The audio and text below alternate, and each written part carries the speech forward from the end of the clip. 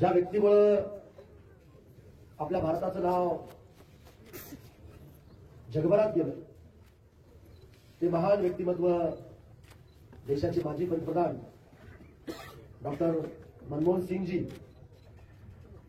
हे आपल्यामध्ये आज नाही आणि म्हणून सर्वप्रथम मी त्यांना आपण सगळ्यांनी तर श्रद्धांजली वाहिलीच पण एक लोकप्रतिनिधी म्हणून त्यांना अभिवादन करतो. त्यांच्या आत्म्याला शांती लाभो अशी ईश्वरचरणी या ठिकाणी प्रार्थना सुद्धा पहिल्यांदा या ठिकाणी करतो. मित्रांनो, अतिशय महत्वाचा हा कार्यक्रम आज इथं तुमच्या सगळ्यांच्या उपस्थितीमध्ये संपन्न होतो. आदरणीय बसवराज बागवते साहेब, राहुल भैया नेटुरे साहेब, उत्तराताई, उषाताई, ज्यांनी आणि सविस्तर असं या योजनेची माहिती आणि या योजनेचे बुकलेट सुद्धा आपल्या सगळ्यांच्या समोर त्या ठिकाणी आलेलं आहे. आणि ही योजना किती महत्वाची आहे ते आपल्याला सगळ्याला जनतेला आपण सांगितलं पाहिजे आणि जनतेला याचा किती फायदा आहे हे सुद्धा या योजनेमध्ये त्या ठिकाणी आपल्याला दाखवण्यात आलेलं आहे. हे कार्य सर्वेक्षणची लांबी 95 किलोमीटर आहे. संकलन मल वाहतूक प्रणाली याच्यामध्ये असणार आहे. जवळजवळ ते सगळंच म्हणजे टेक्निकल त्याच्यामध्ये सगळी माहिती आहे. सगळ्या पत्रकार बांधवाला मला विनंती करायची आहे की हे सगळं बुकलेट मी तुमच्या हातामध्ये त्या ठिकाणी देईन. तुम्ही सविस्तर आपल्या दैनिकाच्या माध्यमातून आपण ते जनतेपर्यंत आपण त्या ठिकाणी पोहोचवण्याचं काम त्या ठिकाणी करावं असं नम्र विनंती आव्हान मी तुम्हाला या ठिकाणी करतो. कारण परवानगीपूर्वक ही योजना आपल्याला त्या ठिकाणी राबवायची आहे. पायाभूत सुविधेची कमी झालेलं नुकसान म्हणजे बऱ्याच काही गोष्टी याच्यामध्ये आपण त्यात हे केलेलं आहे. याची माहिती सगळी आहे. पण मी एवढंच या कॉन्ट्रॅक्टरला सांगतो तर आपल्याला सगळ्यांना जागरूक राहून त्या योजनेची काम आपल्याला त्या ठिकाणी करून घ्यावं लागेल. कारण आपण योजना आणतो पण ते योजना एकदा भूमिपूजन झालं त्याच्या कामाला सुरुवात झाली की आपण त्याच्याकडे पुन्हा बघत नाही. मग ते कंप्लीट झाल्यानंतर मग कुठं उणवा राहिलेल्या आहेत किंवा कुठं कुठं नागरिकांना त्रास होतोय त्यावेळेस आपण लक्ष त्या ठिकाणी आपण देत असतो. आणि म्हणून मी सर्व पत्रकारांना आणि महायुतीच्या पदाधिकाऱ्यांना आणि इतर सगळे प्रमुख विजय असणारे सर्व नेतृत्व या ठिकाणी आलेले आहेत. मी त्यांना जाणीवपूर्वक सांगतो की आज अनिल भाऊ आणि राजकुमार भालराव साहेबांच्या वार्डामध्ये आपण हे का ठेवलं त्याचा आपण डेमो करतोय. पहिल्यांदा मला अनेक नेत्यांनी सांगितलं की भाऊ जिल्हा परिषदच्या मैदानावरती किंवा शहरामध्ये हा कार्यक्रम घ्यायला पाहिजे होता. जनता खूप आली असती, लोकांना माहित सुद्धा झालं असतं. पण आपल्या इथे डेमो तयार करायचे. त्या डेमोमध्ये तयार केल्यानंतर आमचे चिमेगाव साहेब तुमची जी संकल्पना होती की आपण अगोदर डेमो तयार करून अनेक तज्ञाला आपल्याला ही योजना दाखवायची आणि ही योजना आपल्याला अतिशय यशस्वी करून आपल्या महाराष्ट्रात शेतकरी करून दाखवायची. पण या डेमो झाल्यानंतर आपल्याला पुण्याला टेक्निकल त्यातलं ज्ञान असेल आपणही बघा. पण एक टेक्निकल टीम सुद्धा मुंबईवरून किंवा संभाजीनगरमध्ये इथं बोलून घेऊन ते पाहण्याचं काम आम्ही त्या ठिकाणी करणार आहोत. आणि ही योजना अतिशय दर्जेदार क्वालिटीची आणि अतिशय चांगल्या पद्धतीची योजना करून दाखवण्याचं काम आपण त्या ठिकाणी सगळेजण मिळून त्या ठिकाणी आपण करूया. आज सगळ्याला नमस्कार. सगळ्याला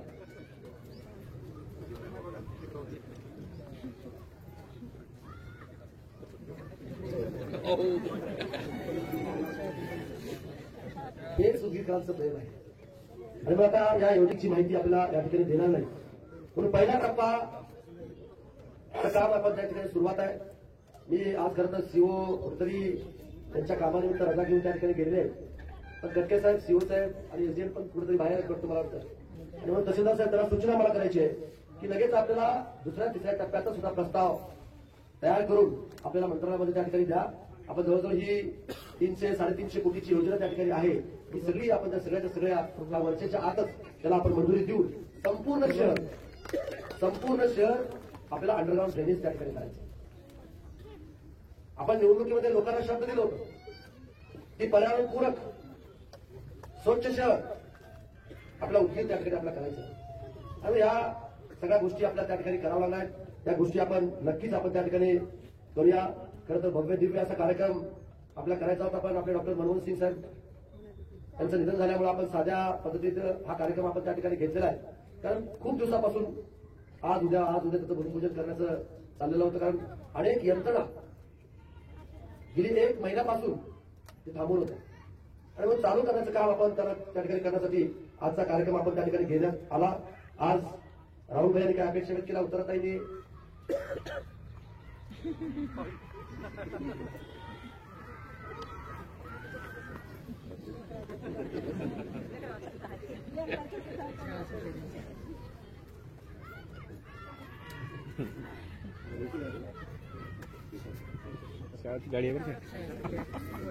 आणि आता भविष्यामध्ये आपल्याला आपल्या उद्योगासाठी खूप काही करायचंय. ज्या अपेक्षा व्यक्त केल्या त्या अपेक्षांचा सुद्धा विचार करून त्याच्यावर सुद्धा आपण कामाला त्या ठिकाणी आपण सुरुवात करूया. सगळ्यात महत्वाचा आपल्याला आता पिण्याच्या पाण्याचा प्रश्न सोडवला, आता अंडरग्राऊंड ड्रेनेजचा प्रश्न सोडवलेला आहे. त्याच्यावरती जे काही रस्ते खराब होतील ते रस्त्याचं सुद्धा काम अतिशय चांगल्या पद्धतीचं करून देण्याचं काम आपण त्या ठिकाणी करूया. पण सगळ्यात महत्वाचं म्हणजे मी परवा राहुल भैया माझ्यासोबत होते, आदरणीय देशाचे महान नेते नितीन गडकरी साहेबांची मी त्या ठिकाणी भेटली आणि त्यांना सांगितलं की बाबा आमचं शहर आता खूप मोठं होतं आणि रिंग रोड अतिशय महत्वाचा आहे आम्हाला. आणि म्हणून रिंग रोड करता सुद्धा आपण 140 कोटी रुपये आपण त्या ठिकाणी मंजूर केलेत. त्याच्या सर्वेक्षणाचं काम चालू आहे आणि ते सर्वेक्षणाचं काम चालू झाल्यानंतर जमीन अधिग्रहण त्या ठिकाणी केलं जाईल आणि ते सुद्धा लवकरात लवकर आपल्याला 1 ते 1.5 वर्षामध्ये उदगीरमध्ये पूर्ण रिंग रोड करण्याचं काम आपण त्या ठिकाणी करूया. आता ट्रॉफिकचा राहुल भैया तुम्ही म्हणालात एकदम सत्य आहे, तुम्हाला ट्रॉफिकमुळे खूप अडचण येत आहे. पण ते रिंग रोड नसल्यामुळं, रेल्वे लाईनवरती ब्रिज नसल्यामुळं ह्या सगळ्या अडचणी त्या ठिकाणी निर्माण होत आहेत. म्हणून आता मलकापूरचा ब्रिज जवळजवळ 90% त्या ठिकाणी पूर्ण झाला आहे. थोड्या दिवसामध्ये 6 महिन्याच्या आत तो ब्रिज त्या ठिकाणी पूर्ण होईल आणि म्हणून तो अर्धा भाग तरी जे काही शहरामध्ये मोठे अवजड वाहने येतात ते रिंग रोडने रेल्वे ब्रिजवरून त्या ठिकाणी जातील आणि शहरातली ट्रॉफिक त्या ठिकाणी कमी होईल असं मला या ठिकाणी वाटतं. आणि म्हणून त्याच्याकडे सुद्धा लक्ष मी त्या ठिकाणी देणार आहे. आणि परवा जे काही गडकरी साहेबांनी 800-850 कोटीचा उदगीर ते देगलूरपर्यंतचा रस्ता पूर्ण केलाय, मंजुरी त्याला दिलेली आहे, त्याचं टेंडर सुद्धा त्याला आपण लवकरात लवकर करून घेऊन त्याच्या सुद्धा कामाला सुरुवात करून तो सुद्धा रोड आपण पूर्ण करण्याचं काम भविष्य काळामध्ये आपण त्या ठिकाणी केल्याशिवाय राहणार नाही. मित्रांनो, वंदे भारतसाठी लवकरच आम्ही सगळेजण नेते मंडळी रेल्वे मंत्र्यांशी आम्ही त्या ठिकाणी भेट घेणार आहोत आणि वंदे भारत असेल किंवा बिदर मुंबई असेल हे कसे रेग्युलाइज आपल्याला करता येईल हे सुद्धा भविष्यामध्ये आपण त्या ठिकाणी काम आपण त्या ठिकाणी करूया. एमआयडीसीच्या बाबतीमध्ये सुद्धा मी आता भैयाने सांगितल्याप्रमाणे अतिशय जवळचा तरुण तडफदार माझे मित्र त्या खात्याचे मंत्री त्या ठिकाणी झालेले आहेत आणि मग त्यांच्याकडे सुद्धा पाठपुरावा करून आपण हे सगळे कामं त्या ठिकाणी आपण करूया. आज सिंचनच्या सर्व योजना आपण जवळजवळ सगळ्या योजना आपण त्या ठिकाणी मंजूर केल्या. आता बॅरेजेस झालेत, अनेक लोक आता बॅरेजेसची आणखी काही मागणी त्या ठिकाणी करतायत आणि मग त्या सुद्धा भविष्यामध्ये ज्या काही बॅरेजच्या मागण्या येतात त्या सुद्धा पूर्ण करण्यासाठी आता दोन्ही मंत्री राधाकृष्ण विखे पाटील, गिरीश महाजन साहेबांकडे जलसंपदा खातं त्या ठिकाणी आहे, त्यांच्याकडे सुद्धा जाऊन ते योजना मंजूर करण्याचं काम आपण त्या ठिकाणी करूया. स्टॉमाकेचे बिल्डिंग झाले, सगळं झालंय, तिथं ओपीडी त्या ठिकाणी सुरू आहे. वाढवण्याचं ग्रामीण रुग्णालय आपण पूर्ण केलं, आता तिथं सुद्धा पदनिर्मिती करून ते सुद्धा भविष्यामध्ये चालू करण्याचं काम आपल्या त्या ठिकाणी करायचंय. प्राथमिक आरोग्य केंद्र सुद्धा अनेक ठिकाणी आपण उभा केलेलं आहे, तिथं सुद्धा पदनिर्मिती. फैजूभाई उल्लावलेलं आहे ना, थोडं इकडे काहीतरी होऊन बसायचं नरसिंह भाऊ, तुम्हाला पुढे निवडणुका लढायचं तर मार्चनंतर आणि मग ते सुद्धा काम आपण त्या ठिकाणी करूया. विजेच्या बाबतीमध्ये सुद्धा अनेक सबस्टेशनची आपण निर्मिती केली आणि अनेक सबस्टेशन आपल्या त्या ठिकाणी उभा करावं त्या ठिकाणी लागणार आहे.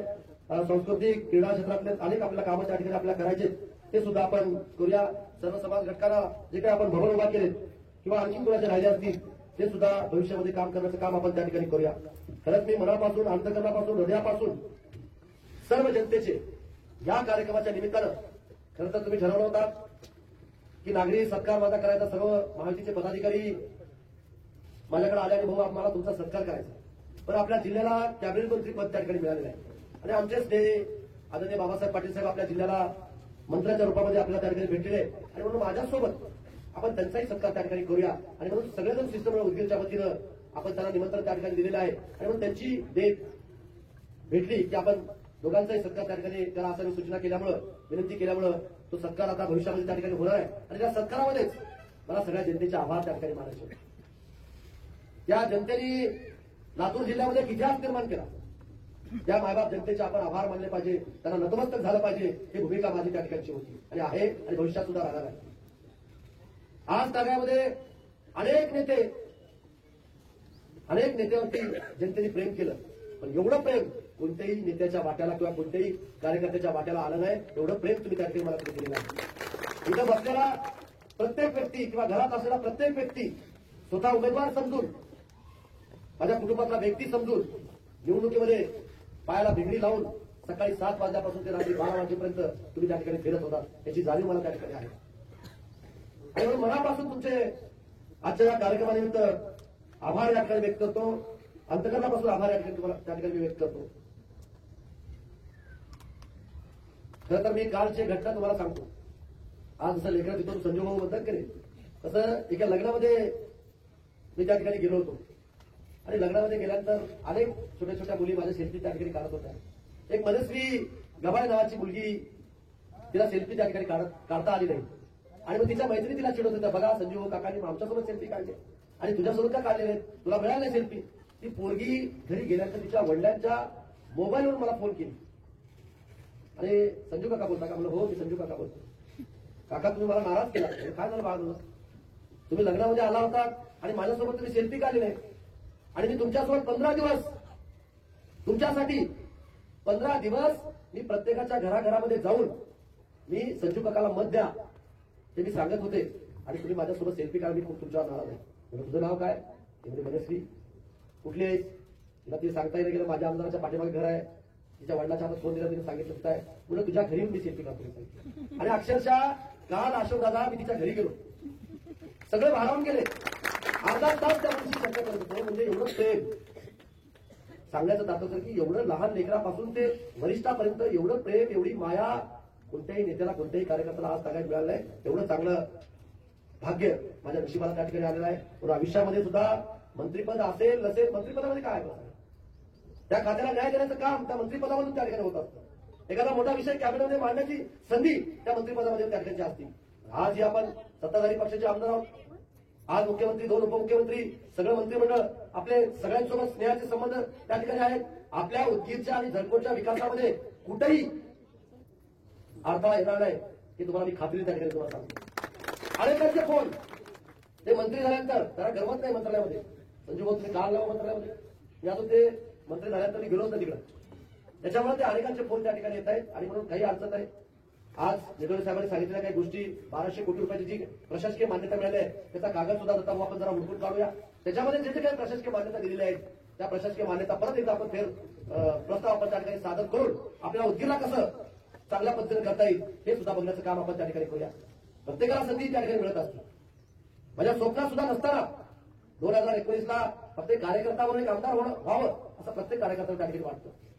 त्या लाटेत सुद्धा आपण मला निवडून दिला. ह्या लाटेत सुद्धा मला त्या ठिकाणी मोठ्या मताधिक्यानं त्या ठिकाणी निवडून दिला. आज लातूर जिल्ह्यात चर्चा आहे. लोक भाषणात काय सांगतात आता इथं नेते कसं बसत रडत पडत आम्ही विधान भवनाच्या गेटवर आम्ही पोहोचलो म्हणजे ह्या बहादर जनतेनं शाननं मला विधानभवनात पोहोचवले.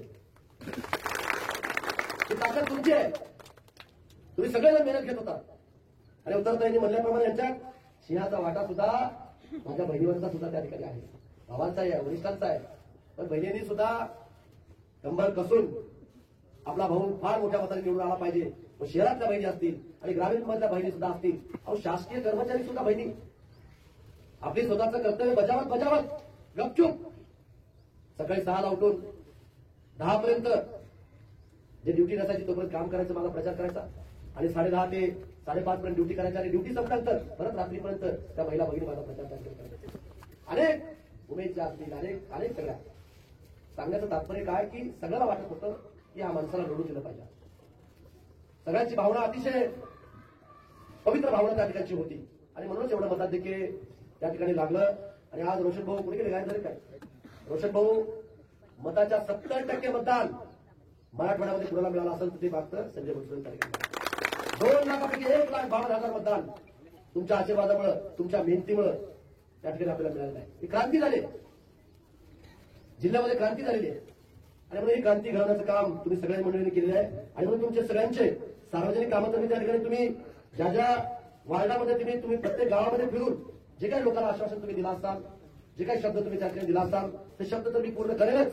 पण तुमचं वैयक्तिक काम असेल, तुमचं सार्वजनिक कुठले काम असतील त्याच्याकडे सुद्धा लक्ष देण्याचं काम भविष्यामध्ये मी त्या ठिकाणी करणार आहे. हाही शब्द तुम्हाला आवर्जून या ठिकाणी मी देतो. आणि कॉन्ट्रॅक्टर कुठे कॉन्ट्रॅक्टरचा माणूस कोणी आहे का नाही? क्या नाम है तुम्हारा? जस्मिन कहाँ से अहमदाबाद. मला तुम्हाला विनंती आहे, मी लोकप्रतिनिधी खूप जागरूक आहे बरं का हिंदी में, तो इसलिए ये काम क्वालिटी का होना चाहिए, मेरी इतनी विनंती आहे. आणि म्हणून मला खटके साहेब इंजिनियर लोकांनी सुद्धा दररोज या कामावरती निगराणी त्या ठिकाणी केलं पाहिजे. आणि आपले नगरपालिकेचे पैसे गेले तरी हरकत नाही, एक प्रायव्हेट त्याच्यामध्ये जे काही टेक्निकली त्याच्यामध्ये कळणार आहे त्या टेक्निकलला नेमून त्याच्यावरती देखरेख करा. मी पैशाच्या बाबतीमध्ये तुम्हाला कुठेही काही कमी पडू देणार नाही. फक्त माझ्या उदगीर शहरामध्ये जी काही ऐतिहासिक ही नगरी आहे ती चांगल्या पद्धतीचं अंडरग्राऊंड ड्रेनेज, कारण बसवराज दामोदर साहेबांनी बोलल्याप्रमाणे योजना करायची आणि लोकांना अडथळा निर्माण त्या ठिकाणी होईल किंवा त्या लोकांच्या आरोग्याचा प्रश्न त्या ठिकाणी धोक्याचा त्या ठिकाणी निर्माण, ही असली योजना मला नको आहे. आणि म्हणून अतिशय चांगल्या पद्धतीचं काम यहाँ पे होना चाहिए, ऐसी मेरी तुमसे विनंती आहे. तुम्हाला सूचना मला या ठिकाणी करायची आहे. आणि म्हणून आता एवढंच या प्रसंगी बोलतो आणि अतिशय आपण कमी वेळामध्ये एवढ्या मोठ्या संख्येने या ठिकाणी आपण उपस्थित राहिलात त्याबद्दल मी मनापासून तुम्हाला सगळ्यांचे बघून भैया सगळ्यांचे त्या ठिकाणी आभार व्यक्त करतो. आणि आता जरा कामाला लागलं पाहिजे. आता राहुल भैया बोलल्याप्रमाणे आपण सगळेजण एक संघ राहून आपण त्या ठिकाणी डिफेन्सचे काम करूया. मी मागच्याही त्यांच्या भारतीय जनता पार्टीच्या कार्यालयामध्ये मनोज भाऊ दादानी आणि त्यांच्या सगळ्या टीमनी माझा सत्कार केला. तिथे मी त्या ठिकाणी सांगितलं की महायुती म्हणून आपण जनतेसमोर त्या ठिकाणी जाऊया आणि जनतेसमोर जाऊन नक्कीच आपल्याला जनता स्वीकारेल आणि चांगल्या सगळ्या स्थानिक स्वराज्य संस्था सुद्धा आपल्या ताब्यात त्या ठिकाणी देतील आणि जबाबदारी आपल्या त्या ठिकाणी आपल्याला वाढवतील. आणि मग तिथं सुद्धा आपण चांगल्या पद्धतीने त्या ठिकाणी काम करूया.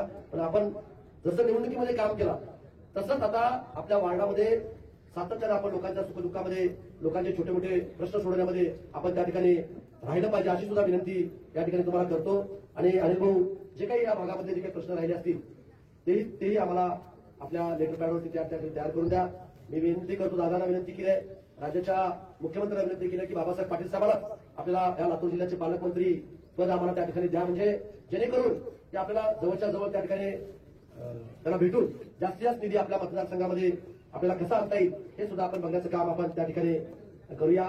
एवढंच या प्रसंगी बोलतो. आणि आपण शब्द सुमरानं आणि भाऊ तुमचा डिस्प्यूट झाला, तुम्ही खूप मोठा हार आणला होता राजकुमार साहेब, तुम्ही सगळ्यांनी मिळून आणि सत्कार करण्याचं त्या ठिकाणी ठरवलं होतं.